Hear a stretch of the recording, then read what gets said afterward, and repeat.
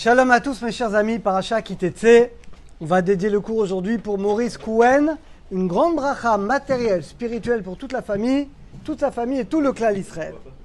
Alors on va apprendre mes chers amis comment on doit ouvrir notre cœur et comment finalement ce principe extraordinaire qui va nous aider à réussir Rosh Hashanah, comment selon la manière dont on se conduit envers les autres, Hachem se conduira envers nous.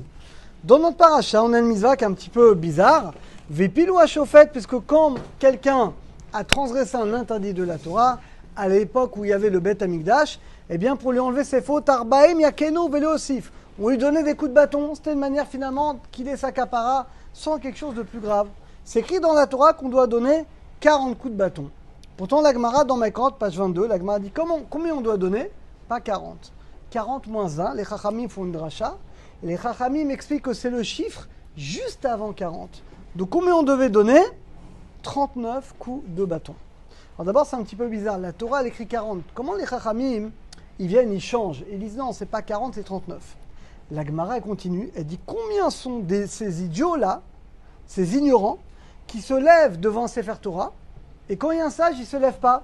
C'est vrai que c'est quelque chose qui est un petit peu bizarre, mais tu as des fois des gens, il y a un Sefer Torah, ils courent, ils embrassent, comme ça, et par contre, il y a un sage, il y a un mitzvah d'Oraïta de se lever devant un Talmid Chacham, comme devant une personne âgée depuis 70 ans. Et les gens, par contre, là, ils ne vont pas se lever.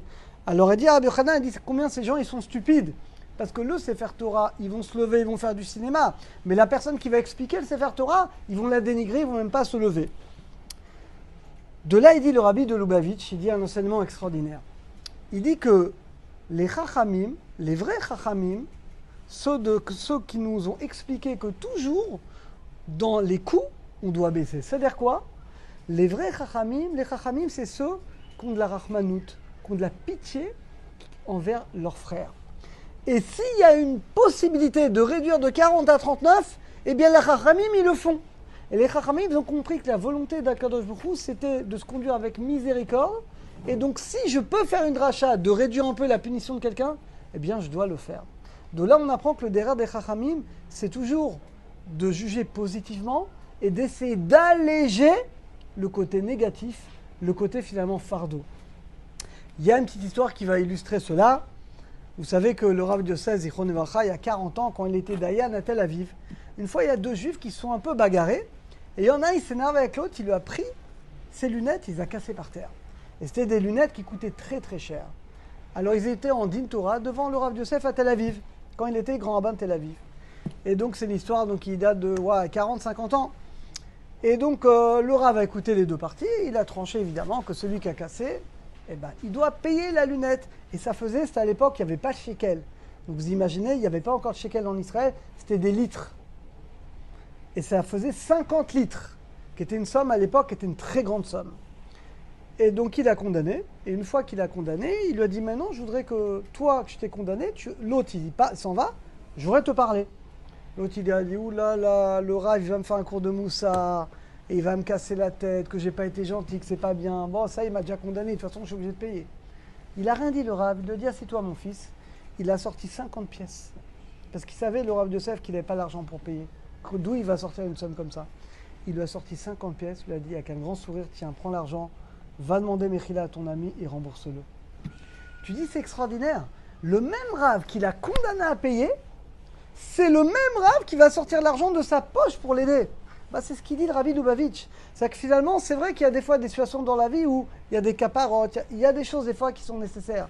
Mais nous, notre rôle et le rôle des sages, c'est d'essayer toujours de minimiser le côté négatif, d'aider la personne, même la personne qui a fauté, pour l'aider à faire tchouva et finalement que Akadosh Baruch Hu, finalement, lui pardonne sa faute.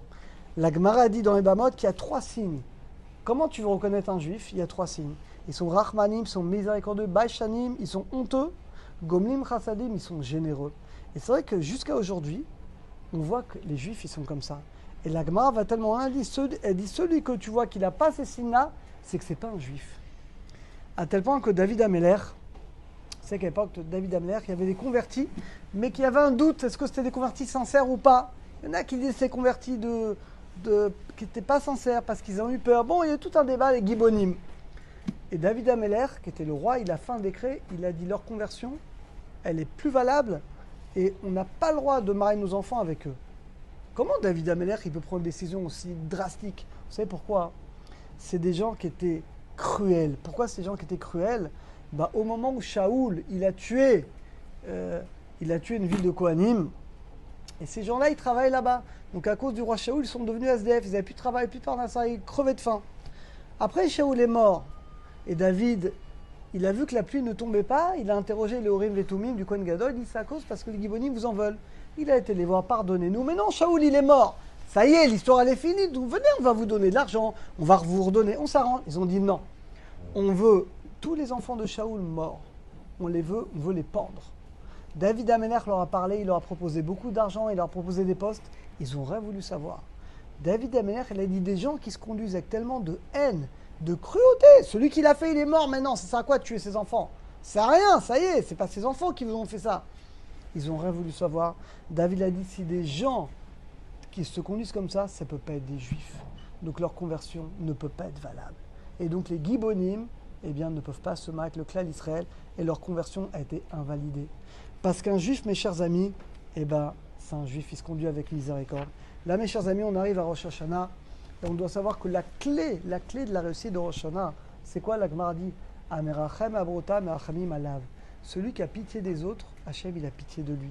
Tu fais attention, toi, tu as pitié des gens, tu te conduis avec miséricorde, voilà, tu donnes de l'argent pour ceux qui n'ont pas, tu te conduis vraiment avec miséricorde. Si tu te conduis comme ça, Hachem se conduira de la même manière envers toi. Mais si tu es dur, tu veux te venger, tu parles mal, tu es dur envers les gens, fais attention. Parce que si tu es dur envers les autres, Hachem sera dur envers toi. Donc Hachem nous aide à faire tchouva, à se conduire comme les Chachamim, à toujours essayer de baisser le côté négatif et d'augmenter le positif. Et grâce à ça, on met